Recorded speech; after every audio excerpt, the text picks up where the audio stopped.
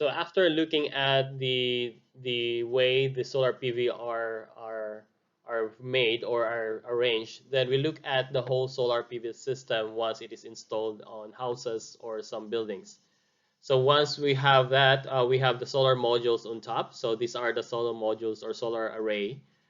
These are the ones that converts the light, as I mentioned before, due to photovoltaic effect, so the light into electricity. So once electricity is produced, this is a direct current electricity that is being produced from here. It goes toward a solar charge controller. So the solar array here goes towards the solar charge controller, and this controller is actually the one that regulates the voltage.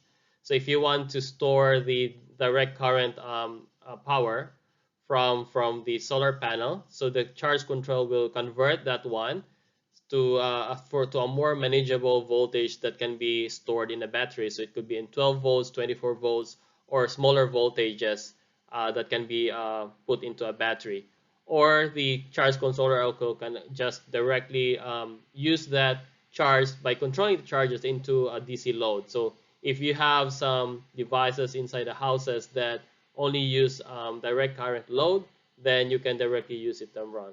Or otherwise, if you need it to be transformed into an alternating current, so it means that you need an inverter. In most cases, in solar PV systems, you need an inverter so that you can use it for your household components. So an inverter changes or converts the DC power output into an AC power output. So that can be used in most of the devices that we have in our houses, like the TV, or we have even the radio or other components that use AC. So anything that has a grid tie system, for example, that you are connected to the grid, needs an AC power. And those that are using some form of battery, so this is a battery storage is important in a solar PV system so that you can actually store the energy, the excess energy that you don't use. For example, you can store the energy in the battery so that you can use the solar, this energy in the nighttime. All right, so battery is an important component for most of the renewable energy sources, especially for solar PV systems. So if you are want to design how much capacity of a solar module or solar panel you need or solar array you need in your house, then you need to know exactly what are the power requirements inside your house. So in order to do this, you need to have a power analysis of the components that you use inside your house, depending on the size of the houses and the amount of energy or power that you need also. So an example of this is this table over here. You need to put this kind of table so that you will have an understanding of how much energy is actually required for your house so that you can design what kind or capacity of a solar panel or solar an array you need for the insulation.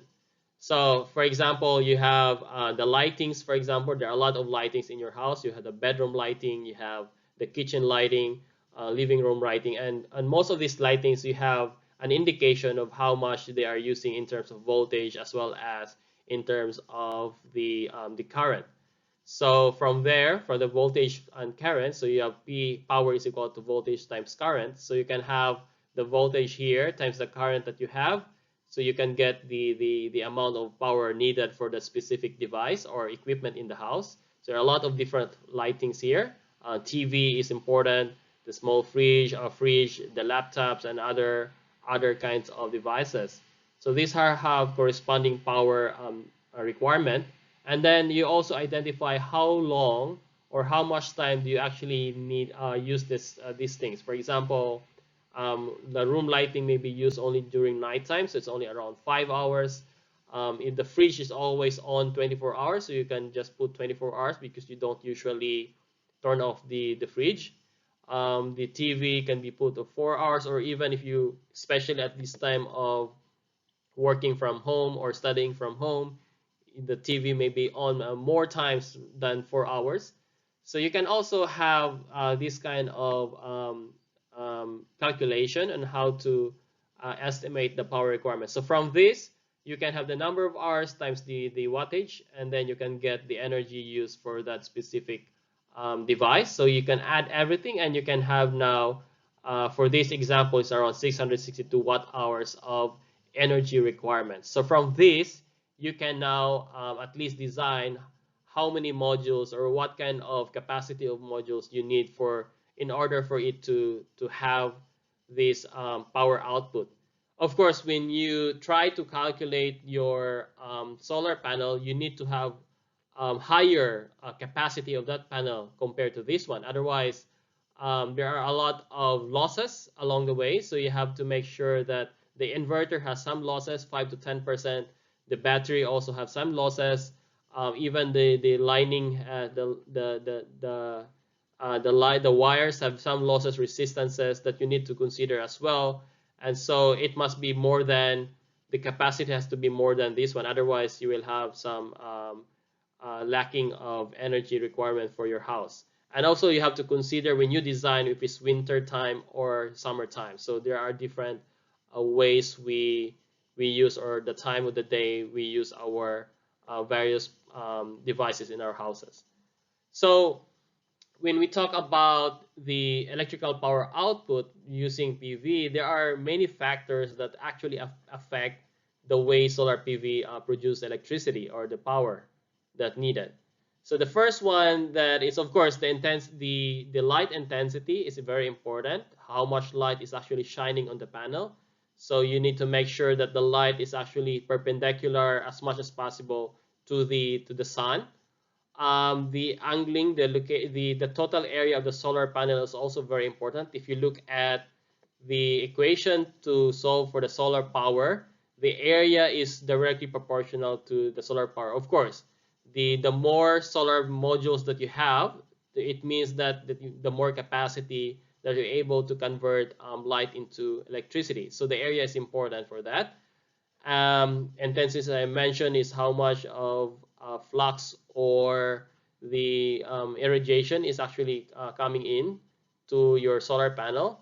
The type of solar cells, of course, and most of the solar cells that we have are silicon based, and so we are expecting around 20% of the efficiency. So depending on that efficiency, we have also cheaper types of solar cells. If you have 10% efficiency, it will be cheaper, but also will be having problems for long-term use. How the solar cells are connected, it could be in a connection of a series type. So if a series type, it means one solar panel are connected together. And so if one solar cell is broken, so the whole of the system could have a problem. And the other connection type is the parallel connection. So electrical engineers would know about this. So parallel connections will have a separate connection towards overall power total here. So one line could be broken, but we can still have another line that can still work because of the way it is connected. Of course, the angle of the panel it also has a lot of function. So it means that, what is the angle? So it means that if the solar panel is directly facing the sun, then you can get most of the amount of the light to electricity conversion, right? But for example, so that's why in most cases we put our solar panels depending on where the sun is, the direction. So if you are from Australia, for example, so you need to put your panel in an angle towards the northern part. If you are in the northern section of near the North Pole, so you need to angle your solar panel towards the south part, because most of the sunlight is coming towards the equator. So you need to make sure that it's facing towards the sun as most of the time. So the angle is important, and some of the solar panels have movable parts, like automated ones, that they can change their angle according to where the sun is. Clouds are also important, and shadows. So you need to make sure that as much as possible it is situated in where there is no obstruction. So most of the solar panels are put on rooftops so that it can maximize the no obstruction, and the clouding as well. If it's rainy time, of course, you don't get so much sunlight. And the shadows from buildings, for example, or from trees, so you need to avoid those shadows. The dirt or other deposits that are depositing on the solar panels will definitely affect the efficiency of the solar panel, because the dirt will absorb the light instead of the semiconductor. And the temperature of the panel also is important. as much as possible, you maintain the temperature to around 25 degrees Celsius so that it will not overheat. So overheating of the solar panels will not be will not result to good efficiency. So overheating will have low efficiency. When designing a solar PV system, the concept of peak sun hours is very important. So the peak sun hour or PSH is actually defined as a 1 hour when the intensity of the sunlight is equivalent to around 1,000 watts per square meter. So this is the irradiance now. But it doesn't really mean that we only calculate those time where the sun irradiation reaches 1,000 only, but it is more of the average throughout the day. So the peak sun hour, for example, we can say that the peak average peak sun hour in this part is this 1,000 part here. But actually, we are calculating all the irradiance that were already absorbed by the solar PV during from the time the sun rises and also towards the sunsets, for example.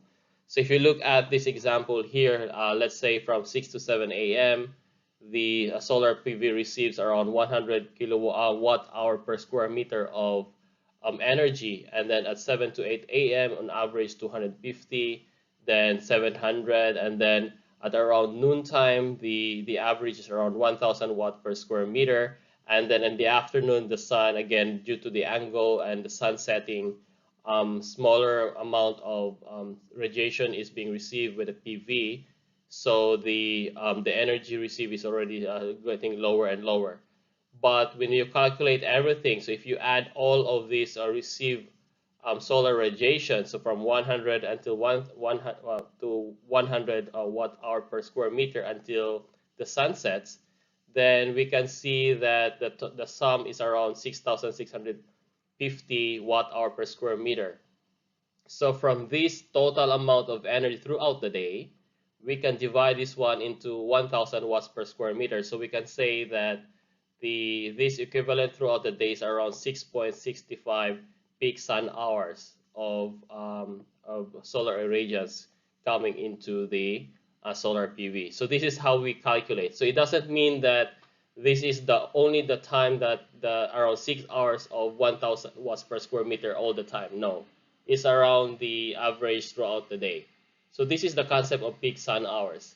So with this peak sun hours value, then we can calculate the sizing of the PV based on the expectation or estimate of how many of throughout the day, how many would be on average a 1,000 watts per square meter of solar irradiance. So normally the higher peak sun hour or the higher number of peak sun hour means that you have a higher chance of producing more energy or more power. So that's the meaning for this one.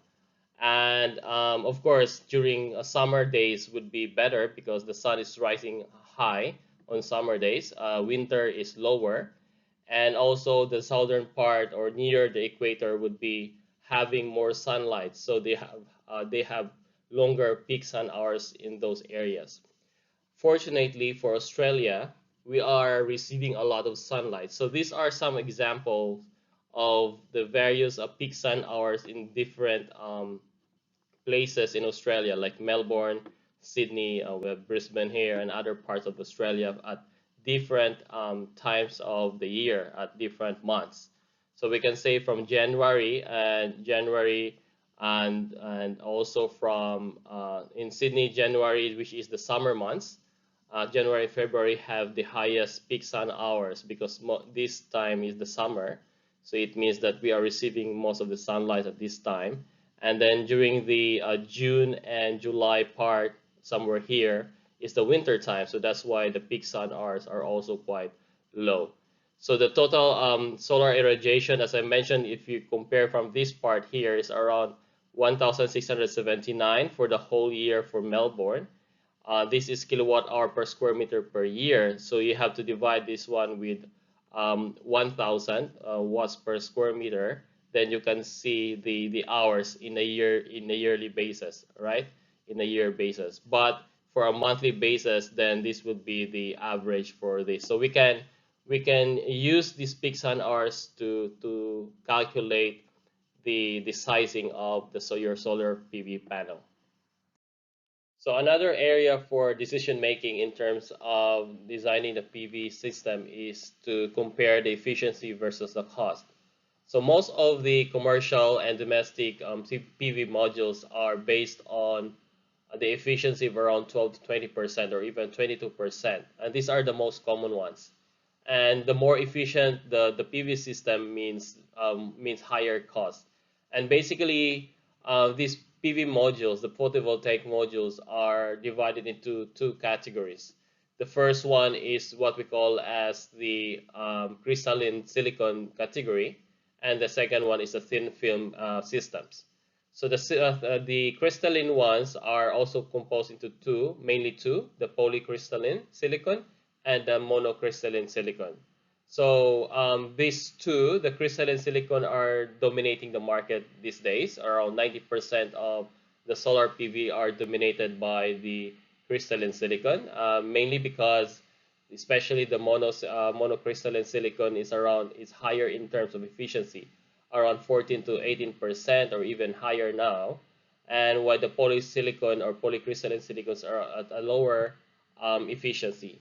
Of course, the thin film is the easiest one to produce and it's quite cheap as well. So but the efficiency is around quite low as well, to around 4 to 6% of efficiency. So depending on the system that you want and how much of capability that you can possibly afford, then you can choose this system. But if you want for a long-term one, the monocrystalline silicon would be probably the best bet for this case. For the updated ones in terms of the PV design, the highest efficiency as of this moment is around 46%. And this design is based on a multi-junction solar cell. But of course, this is not openly commercialized yet, but it's quite expensive because there's no rapid production or wide production of this solar cell yet. But if we can actually achieve up to 50%, that would be a really, really good update with regards to solar PVs. And of course, we have to consider as well the performance of the solar PV based on the efficiency as well as on the effect of the location. So where do we usually put these solar PV systems? So I think I mentioned this one in earlier slides. It must be an open space, so there must be less obstruction as much as possible, and it should face the equator.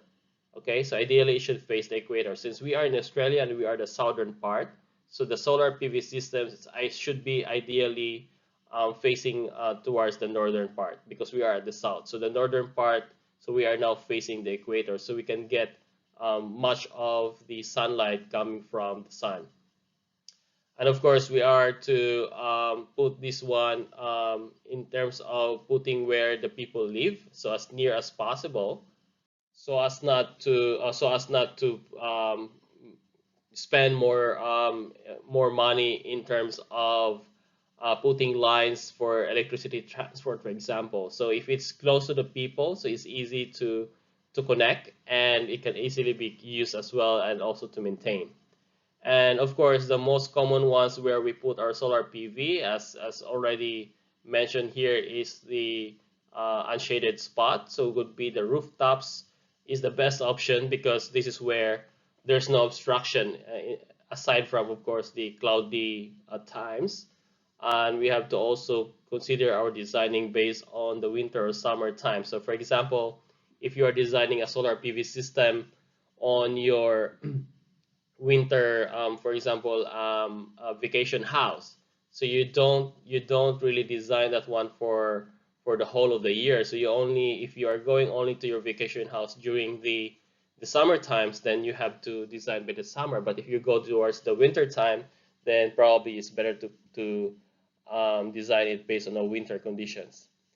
And then, of course, there are a number of new technologies that are coming up based on solar PV. Some of these new technologies are what we call as transparent solar cells. And so the main advantage coming from this design is that we can actually use this solar cell because it's transparent. So we can use this one as a form of glass walls or even windows.